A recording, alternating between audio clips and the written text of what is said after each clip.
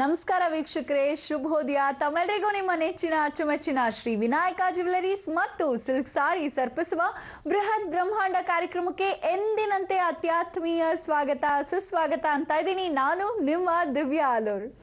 ನಾವು ಇಷ್ಟಪಟ್ಟಿದ್ದು ಸಿಕ್ಲಿಲ್ಲ ಅಂದ್ರೆ ನಮಗೇನ್ ಸಿಕ್ಕಿದೆಯೋ ಅದರಲ್ಲಿ ತೃಪ್ತಿ ಪಡಬೇಕು ಅಂತ ಹೇಳ್ತಾ ಗುರೂಜಿ ಅವರನ್ನ ಕಾರ್ಯಕ್ರಮಕ್ಕೆ ಸ್ವಾಗತಿಸೋಣ. ಶ್ರೀಯುತರು ಶ್ರೀ ಸಂಪೂರ್ಣ ಸನಾತನ ಧರ್ಮ ಸಂರಕ್ಷಣಾ ಸಮಿತಿಯ ಸಂಸ್ಥಾಪಕರು ಹಾಗೂ ಶ್ರೀ ಸಂಪೂರ್ಣ ವರಮಹಾಲಕ್ಷ್ಮಿ ಮಹಾಸಂಸ್ಥಾನದ ವ್ಯವಸ್ಥಾಪಕ ನಿರ್ದೇಶಕರು, ನಮ್ಮೆಲ್ಲರ ಪ್ರೀತಿಯ ಗುರುಗಳು ಶ್ರೀ ನರೇಂದ್ರ ಬಾಬು ಶರ್ಮಾ ಗುರೂಜಿ ಅವರು. ಗುರುಜಿ ನಮಸ್ಕಾರ. ಬೃಹತ್ ಬ್ರಹ್ಮಾಂಡ ಕಾರ್ಯಕ್ರಮಕ್ಕೆ ಪ್ರೀತಿಯ ಸ್ವಾಗತ ಗುರುಜಿ ತಮಗೆ.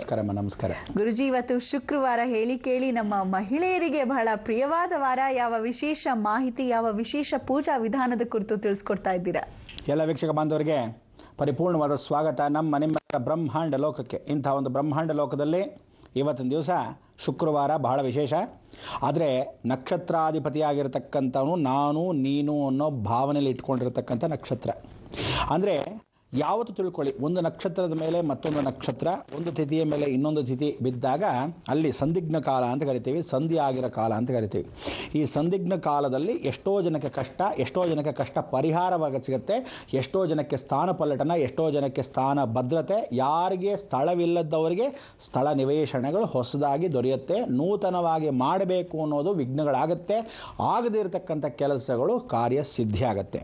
ಇಂಥದ್ರಲ್ಲಿ ಇವತ್ತಿನ ಶುಕ್ರವಾರ ನಾವು ನೀವು ನೋಡಿರತಕ್ಕಂಥ ವಿಚಾರ ಏನು ಅಂದರೆ, ಈ ಮಾರ್ಗಶಿರ ಮಾಸ ಅನ್ನೋ ಧನುರ್ಮಾಸದಲ್ಲಿ ಎಲ್ಲರೂ ಸ್ನಾನ ಮಾಡ್ತೀರಾ ಅಂತ ಹೇಳಿದಾಗ ನಾನು ಒಂದು ವಿಚಾರವನ್ನು ಹೇಳಬೇಕು. ಇವತ್ತಿನ ದಿವಸ ಸ್ನಾನವನ್ನು, ಸಂಧ್ಯಾ ವಂದನೆನ, ಪೂಜೆ ಪುನಸ್ಕಾರವನ್ನು ಬೆಳಗ್ಗೆ ಬೇಗ ಎದ್ದು ಮಾಡಬೇಕು, ಧನುರ್ಮಾಸ ಮಾತ್ರ ಅಂದ್ಕೊಂಡಿದ್ರಿ. ಆದರೆ ನಾನು ಎಷ್ಟು ಜನಕ್ಕೆ ಹೆಣ್ಣು ಮಕ್ಕಳಿಗೆ ಇವತ್ತು ಬದಲಾಯಿಸಿರ್ತಕ್ಕಂಥ ವಿಚಾರದಲ್ಲಿ ಎಲ್ಲರೂ ಬ್ರಾಹ್ಮಿ ಮುಹೂರ್ತದಲ್ಲಿ ಏಳಬೇಕು.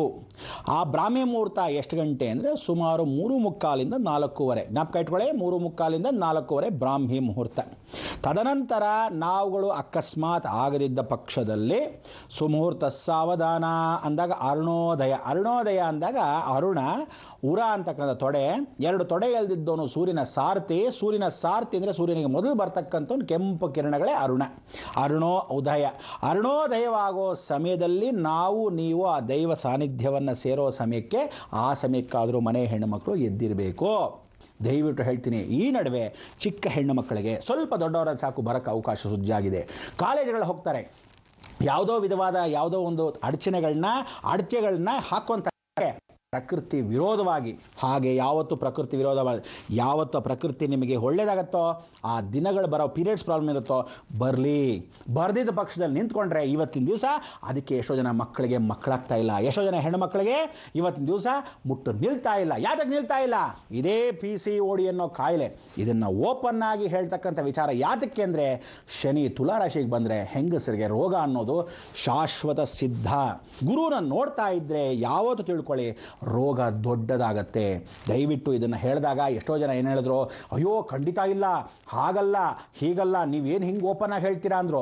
ಇರೋ ಫ್ಯಾಕ್ಟ್ ಹೇಳಿದ್ರೆ ಎದೆಗೊದ್ರಂತೆ, ನಿಜ ಸ್ಥಿತಿನೇ ಇದು. ಆದ್ದರಿಂದ ಏನು ಹೇಳ್ತಾ ಇದ್ದೀನಿ, ಸೋಮವಾರ ದಿವಸ ದಯವಿಟ್ಟು ಎಲ್ಲ ಹೆಣ್ಣುಮಕ್ಕಳು ರೆಸ್ಟ್ ತಗೊಳ್ಳಿ. ರಾತ್ರಿ ಹೊತ್ತು ಯಾವ ಹೆಣ್ಣು ಮಕ್ಕಳು ಕೆಲಸ ಮಾಡಬೇಡಿ. ನೀವು ಕೆಲಸ ಮಾಡಿದ ಎಲ್ಲ ಹೆಣ್ಣು ಮಕ್ಕಳು ರಾತ್ರಿ ಕೆಲಸ ಮಾಡಿದವರು ದಪ್ಪ ಆದರೆ ಖಂಡಿತ ಜೀವನದಲ್ಲಿ ಸಣ್ಣ ಆಗಲ್ಲ. ಯಾಕೆ ಅನ್ನೋದು ವಿಚಾರ ನೀವು ತಿಳ್ಕೋಬೇಕಾದ್ರೆ ಕಾಯ್ತಾ ಇರಿ. ಈಗ ಬಂದೆ.